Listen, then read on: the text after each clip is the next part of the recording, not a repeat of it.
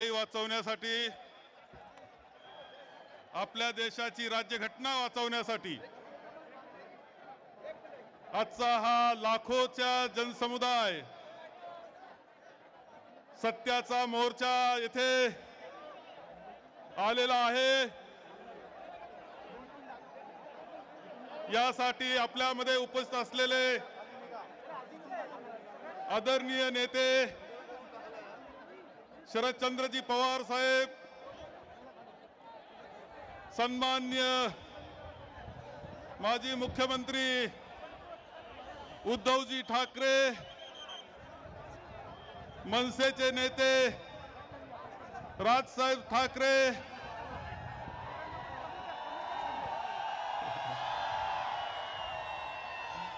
उपस्थित असलेले काँग्रेसचे विधिमंडळ काँग्रेसचे नेते विजय वडेट्टीवारजी, विधान परिषदेचे नेते माननीय बंटी पाटील जी,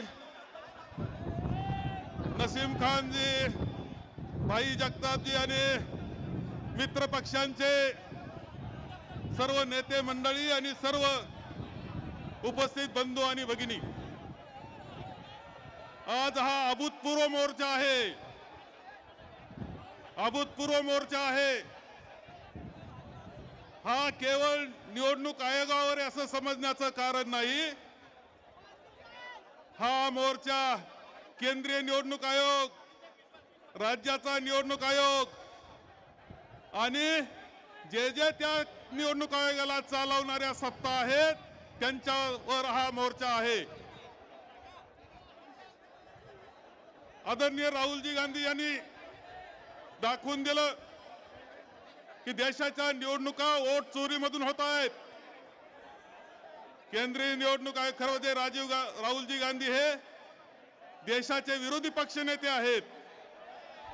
त्यांनी मुद्दा उपस्थित केल्यानंतर केंद्रीय निवडणूक आयोगाने जे उत्तर दिलं ते थातूर मातूर उत्तर दिलं। केंद्रीय निवडणूक आयोगाचं उत्तर इतिहासातलं सगळ्यात बोगस उत्तर म्हणून नोंदलं जाईल। त्यांनी खुलासा केला नाही, चौकशी केली नाही आणि त्यावेळेस हेही लक्षात आलं की महाराष्ट्रातल्या विधानसभेच्या निवडणुका सुद्धा अशाच बोगस पद्धतीनं बोगस मतदार यादीवर झालेल्या आहेत। आणि म्हणून आम्ही निवडणूक आयोगाकडे गेलो, त्यांना म्हटलं की जी मतदार यादी तुम्ही विधानसभेच्या वेळेस वापरली ती आता स्थानिक स्वराज्य संस्थेला तुम्ही वापर करू नका। स्थानिक स्वराज्य संस्थेला या निवडणूक मतदार यादीचा वापर करू नका। जी विधानसभेची मतदार यादी होती तिच्यामध्ये कोणताही हरकतीवर निर्णय न घेता त्यांनी 1 जुलैला ती राज्य निवडणूक आयोगाच्या ताब्यात ती यादी देण्यात आली।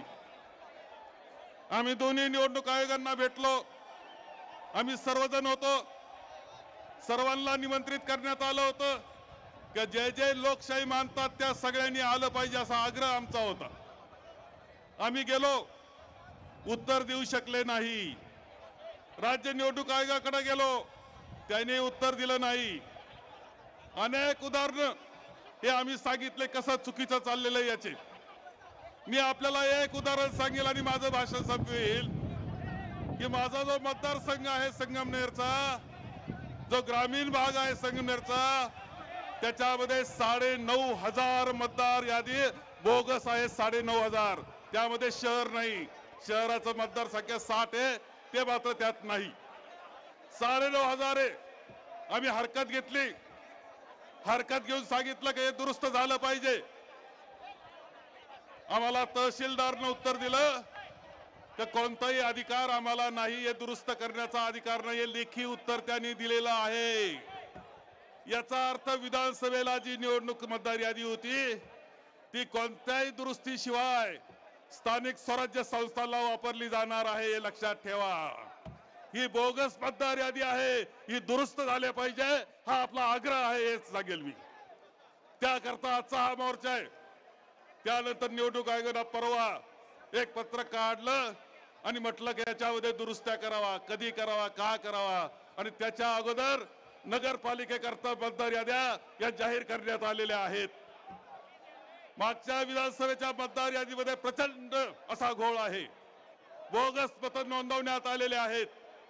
ते तसेच ठेवून आता स्थानिक स्वराज्य संस्थेच्या निवडणुका होऊ घातलेल्या आहेत. आणि आपल्या सगळ्यांची जबाबदारी आहे की मतदार यादी दुरुस्त झालीच पाहिजे, त्यानंतर निवडणूक घेतली जावी याकरता आपण सर्वजण आग्रही आहोत. म्हणून आपल्या सगळ्यांचा इथे स्वागत करतो. एवढ्या मोठ्या संख्येनं नजर जाईल तिथपर्यंत लोक दिसत आहेत. लाखोच्या संख्येनं तुम्ही आलात. आपल्याला हा आग्रह निवडणूक आयोग धरायचा आहे. आमच्या सत्ताधाऱ्यांनी मोर्चा काढला, आज मूक मोर्चा काढलाय त्यांनी. त्या मूक मोर्चामध्ये निवडणूक आयोग सुद्धा सहभागी झालाय का काय हे पाहण्याची वेळ आहे. आम्हाला उत्सुकता आहे. हे सगळं चित्र आहे.